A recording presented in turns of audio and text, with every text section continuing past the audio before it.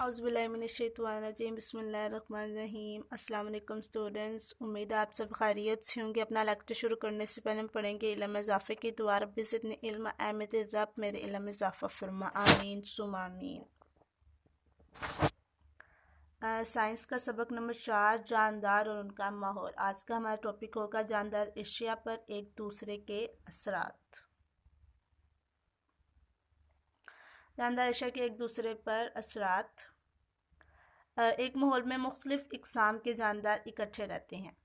इनकी एक माहौल है लेकिन उसमें मुख्तलिफ किस्म के जानदार जो उनसे होते हैं वो इकट्ठे रहते हैं, एक दूसरे की ज़िंदगी पर असरअंदाज होते हैं।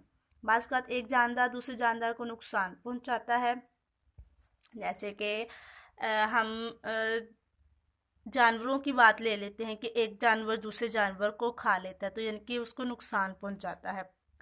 जानदार एक दूसरे के लिए फ़ायदेमंद भी होते हैं। हम ये कह सकते हैं कि एक दूसरे के लिए लाज़िम व मुल्ज़िम हैं।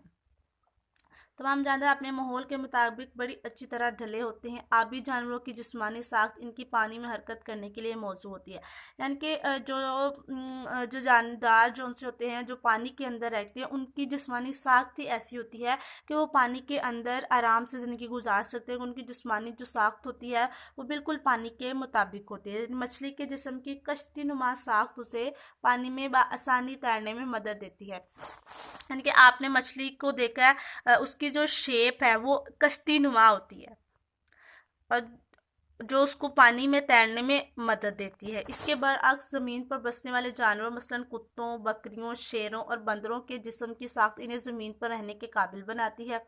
ज़मीन पर बसने वाले जानवर फेफड़ों की मदद से सांस लेते हैं, यानी कि जो ज़मीन पर जानवर होते हैं उन सबको जो सांस लेने के लिए मदद होती है वो फेफड़ों की मदद से सांस लेते हैं, जबकि मछली की तरह के आबी जानवर गिलिफड़ों के ज़रिए सांस लेते हैं।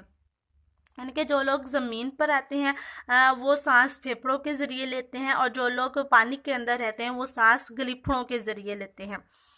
उसके अलावा परिंदों के जिस्म छोटे और खोखली हड्डियों वाले होते हैं, यानी कि इनकी हड्डियां खोखली होती हैं, बिल्कुल उनमें वज़न नहीं होता है। उनके धड़ और परों के पट्टे बहुत मजबूत होते हैं। उनका जो पूरा धड़ होता है, उनके जो पर होते हैं, उनके जो पट्टे होते हैं, उनके जो मसल्स होते हैं वो बहुत ज़्यादा स्ट्रोंग होते हैं, बहुत ज़्यादा मजबूत होते हैं, जो उन्हें हवा में उड़ने में मदद देते हैं। इस तरह टोड, मेंढक और स्लेमेंडर जैसे जानवर पानी और खुश्की दोनों पर रहते हैं। कुछ जानवर ऐसे हैं जो सिर्फ पानी में रहते हैं, कुछ जानवर ऐसे जो सिर्फ खुश्की पर रहते हैं, लेकिन कुछ जानवर ऐसे हैं जो पानी और खुश्की दोनों में रहते हैं। उनमें टोड, मेंढक और स्लेमेंडर शामिल हैं। ये पानी और खुश्की दोनों पे पाए जाते हैं। इन्हें एम्फीबिया कहा जाता है। ये पानी में जिल्द के ज़रिए और खुश्की पर फेफड़ों की मदद से सांस लेते हैं, यानी कि जब ये लोग पानी के अंदर होते हैं तो ये अपनी जिल्द के ज़रिए सांस लेते हैं, और जब ये खुश्की में आ जाते हैं तो ये फेफड़ों के ज़रिए सांस लेते हैं। यानी कि जो जानदार होते हैं वो एक दूसरे पर असरअंदाज होते हैं, और हर जो जानवर होता है वो अपने माहौल के मुताबिक ढल जाता है, क्योंकि उसकी जो रहन सहन होता है, उसकी जो जिस्मानी साख्त होती है वो उस माहौल के मुताबिक होती है, अब माहौल के मुताबिक होती है। इसके अलावा आपके पास एक छोटा सा साइंस प्रोजेक्ट है कि जिस माहौल में आप रहते हैं इसकी बाबत तहरीर करें, यानी कि आपने अपने माहौल को ऑब्ज़र्व करना है।